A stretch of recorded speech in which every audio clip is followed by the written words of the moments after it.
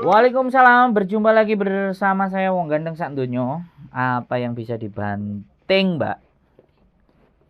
Banting perasaan aja. Waduh, wis. Mulai ngomong perasaan iki wis. Jangan sebutin nama dan identitas siapapun ya, Mbak. Dan sampean juga jangan disebut.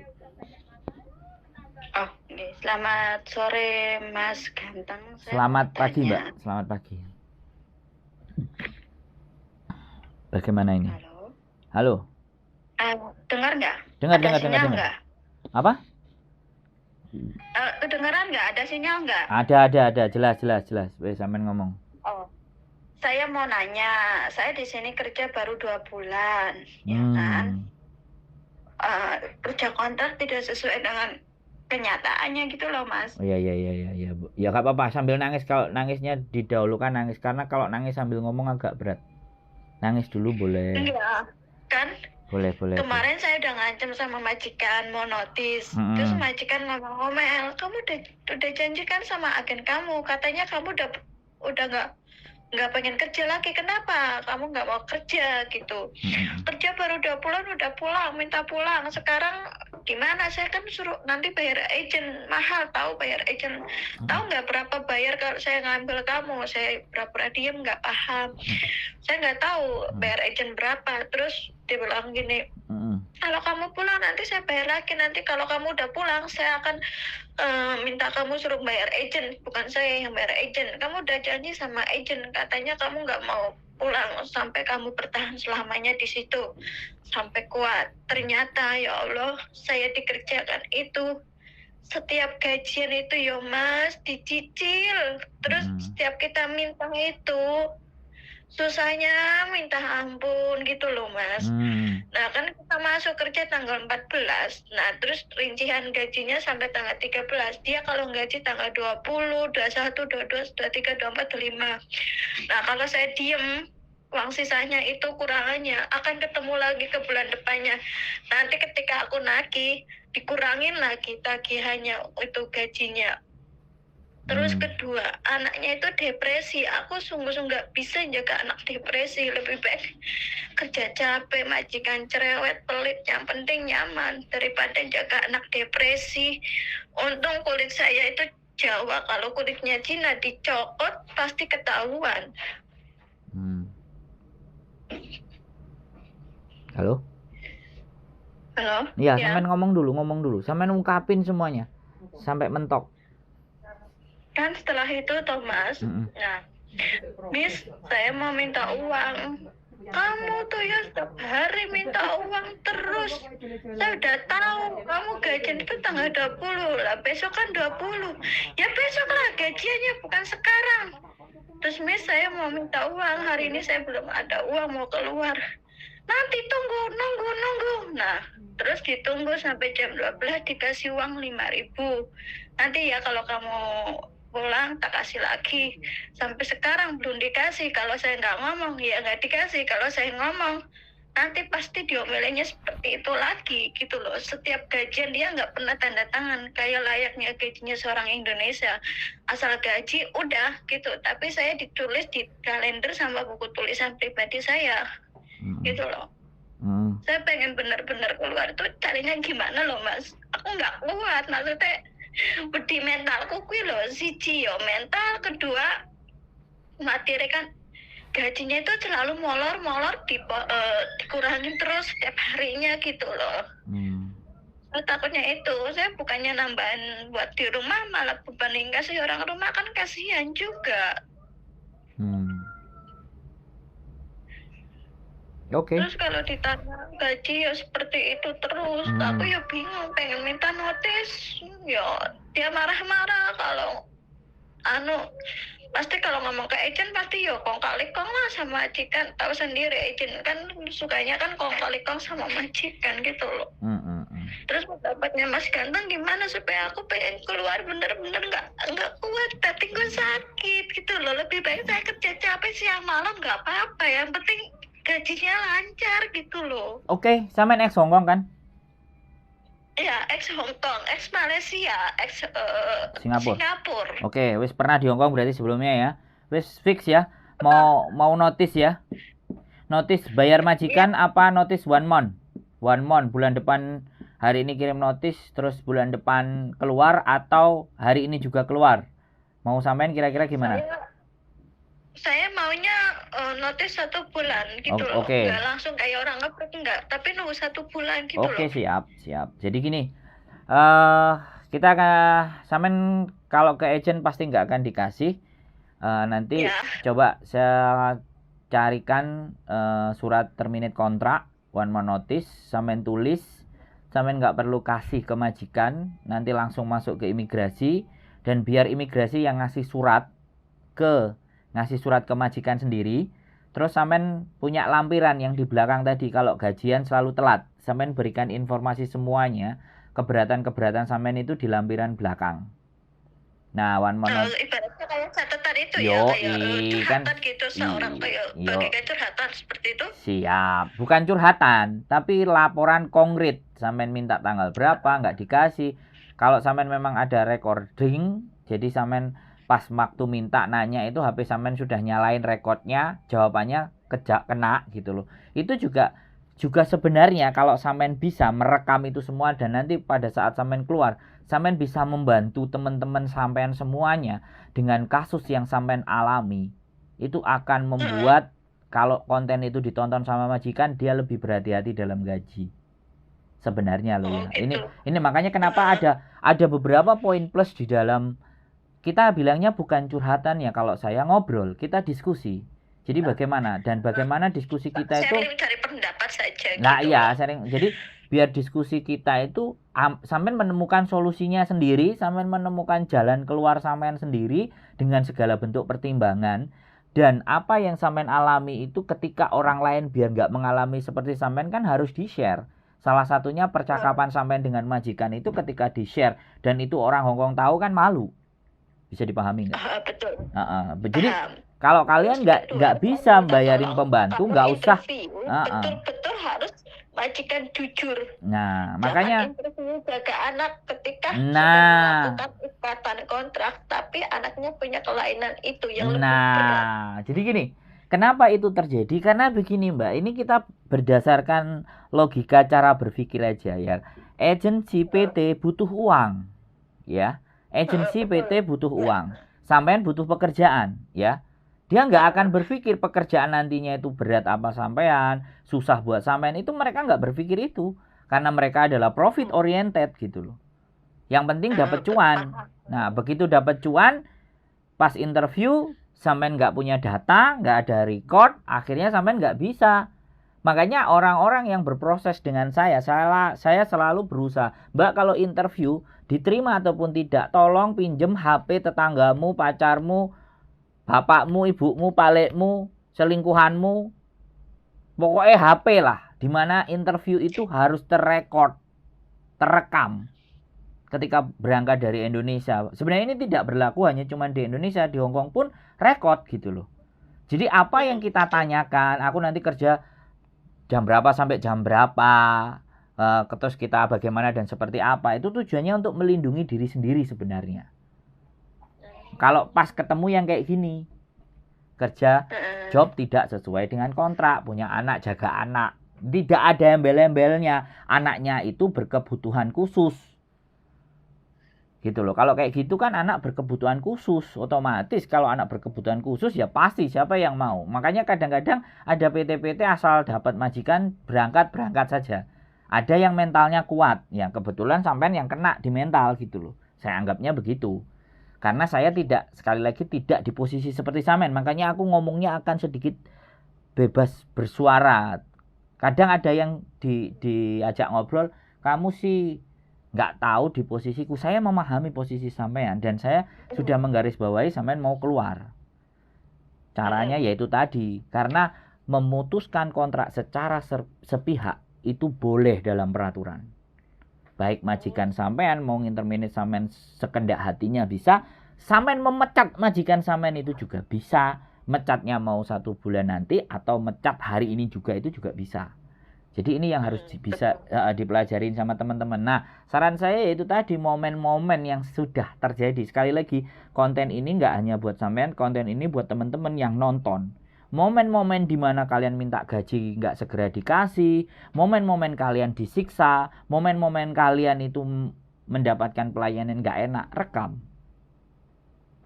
Oh gitu. Jadi ketika kita merekam itu dan nanti kita bisa bahasakan secara kantonis dan sampean sudah keluar dari orang itu.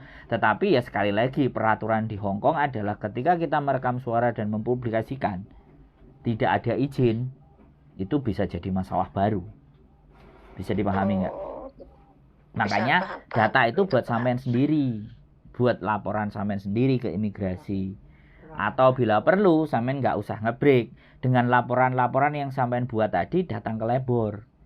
Nah biar labor yang nyuratin majikan. Kalau ternyata labornya juga tidak berpihak atau bukti sampean kurang kuat atau memediasinya juga nggak tepat, ya sudah satu-satunya jalan putus kontrak.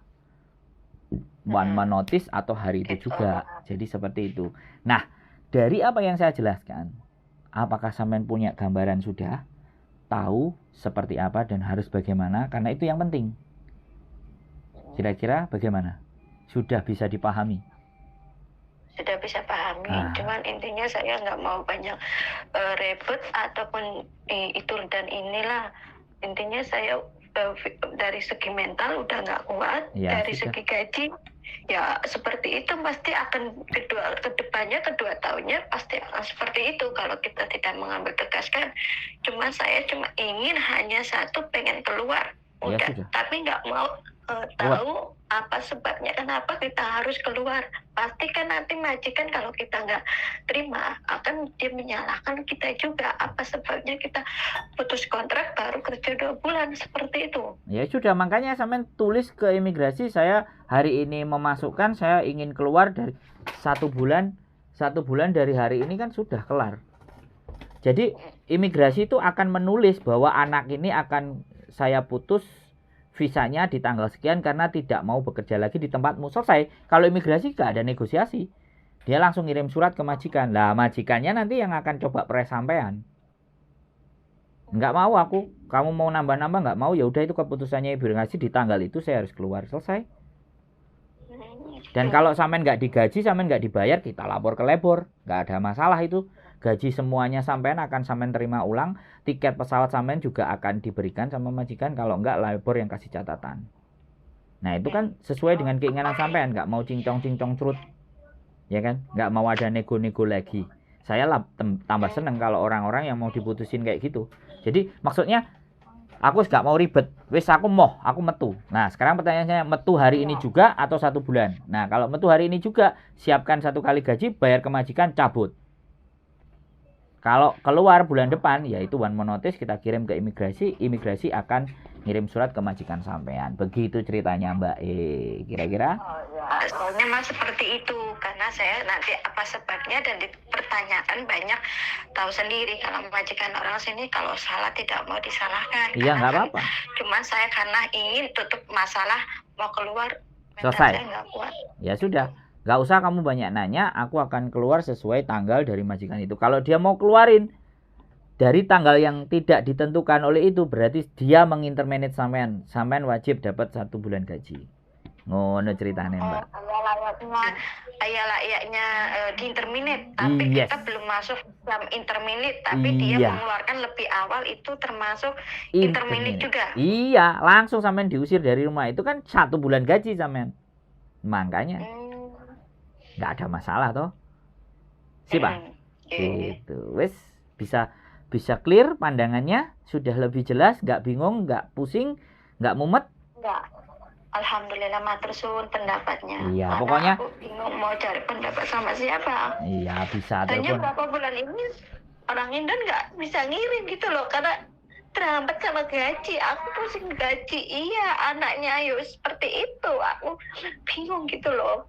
Ya nggak apa-apa. Ya sebenarnya sekali lagi kalau majikan yang seperti itu kan ya memang kelewat pelit, dasarnya memang pelit, tapi sebenarnya dia tidak sebenarnya dia mau mematuhi peraturan. Jadi gajiannya sama dia diulur. Sebenarnya diulur 1 minggu aja udah masalah sebenarnya buat dia. Ya saya nggak tahu. Katanya kan gimana? Kalau diulur banyak masuk tanggal 1, paling telat tanggal 7. Kalau ke tanggal udah 10, 15 itu ada hukumannya, tahu sendiri kena denda orang Nah, sini. makanya Biasanya seperti itu. Makanya sebenarnya hal itu sampean juga nggak perlu ributkan, kumpulkan bukti-bukti, start di tanggal 1, bubar di tanggal 7, dia ngasihnya tanggal 10, misalnya dipanjang-panjangin nggak lunas, akhirnya sampai ke bulan depan, kalau sampean punya rekod, lapor ke labor juga selesai itu majikan. Sebenarnya. Cuman kan sampean tadi bilang nggak mau repot, nggak mau ruwet, nggak mau nambah masalah, ya sudah, one more notice, nggak ada reason, pokoknya saya mau keluar dari sini, selesai juga. Sampean juga punya hak, cuman ya itu sampean mesti pulang Indonesia dulu kalau sampean mau berproses lagi, karena break 2 bulan ini. Kalau sampai sampean bisa dapat majikan dan nunggu visa di Indonesia, agentnya saya bilang the best, agentnya akan the best yang memperjuangkan sampean bisa sampai seperti itu. Jadi kayak gitu. Sedangkan agent aja nanti dulu, katanya kemarin saya iseng-iseng tanya agentnya, saya mau notis 1 bulan. Kenapa kamu notis baru kerja 2 bulan? Nanti kamu pasti tidak dapat majikan karena kamu habis di interminate, nggak mungkin lah dapat majikan lagi. Saya bilang alasannya nggak mau banyak ribet, saya nggak cari lagi majikan dan saya mau pulang total. Itu entah nanti di belakangnya saya cari agent lain ataupun saya mencari peta lain, karena saya tidak bersalah apapun di sini, cuma itu kurang menyenangkan dalam hal kerja ya, dengan gajinya itu. Jadi ya begitulah Mbak, intinya bahwa sekali lagi ya kan, majikan itu sak penake dhewe, sak karepe dhewe, makanya kita kasihkan pelajaran. Tapi kalau sampean ternyata mama bahwa nggak mau cangcing congcrut ya, nggak mau gini, terus agentnya, dan jelas gini Mbak, di agent sama majikan itu selalu ada appointment ya, ada perjanjian, dimana kalau sampean keluar di bulan ke-3, 4, 5 atau bahkan 6 itu majikan nggak bisa mengambil uangnya lagi atau ngambil haknya agent. Tapi ada yang kalau baru 2 bulan itu si agent wajib mengganti anak lagi dengan majikan tidak berbayar. Jadi kan kadang 1 bulan, 2 bulan, 3 bulan ada agent yang ditahan-tahan. Paham nggak? Nah, sampean termasuk yang ditahan-tahan. Satu lagi, ditahan itu bukan karena alasan kita masih potongan dan ABCD misalnya ya, ada juga mereka menggunakan kan kamu masih potongan, kamu masih sayang begini-begini. Tapi pada prinsipnya kalau agent itu sama PT Indonesia, ya sudah kelar, anak ini berangkat, saya harus uang ganti uang dari PT, selesai. Potongan di anak itu tanggung jawabnya sama PT di Indonesia sendiri, agent nggak ada urusan. Tapi sekali lagi yang ada urusan sama agensi itu dengan majikan adalah perjanjian dengan majikan. Kalau 2 bulan kamu wajib ganti, kayak gitu. Nah, agent ganti anak ke majikan, ini pekerjaan yang ribet, bisa dipahami nggak? Oh gitu, tapi saya di sini tidak potongan karena selesai potongannya sudah masa berlalu gitu loh. Iya, saya kan menjelaskan. Gitu, Ada yang tipe-tipe begitu, ada kan beberapa agent yang nahan.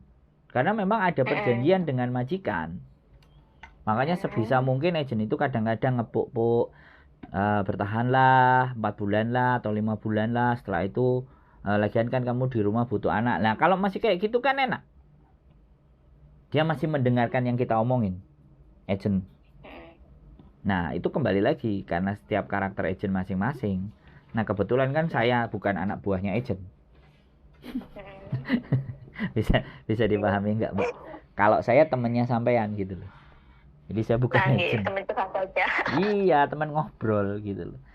Anak-anak yang mau ngajak ngobrol ya ajak ngobrol ya, wis gak apa-apa. Jadi seperti itu aja, saya tugasnya hanya menguatkan aja. Terus sesuatu ada yang kurang jelas dan gak paham dan saya bisa tahu peraturannya, ya saya jelaskan sesuai peraturan.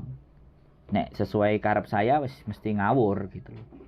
Tapi saya nggak mau kengawuran saya dipakai orang lain. Kalau kengawuran saya ya buat saya sendiri gitu. Kalau buat orang lain ya jangan ngawur, tunjukkan jalan yang memang benar-benar jalannya mereka gitu. Gitu Mbak, ada lagi yang perlu kita bahas? Enggak, banyak saya tanya ke agen pasti kan nanti ujung-ujungnya kong kali kong ke majikan, bahkan akan ribet juga. Tapi nggak masalah.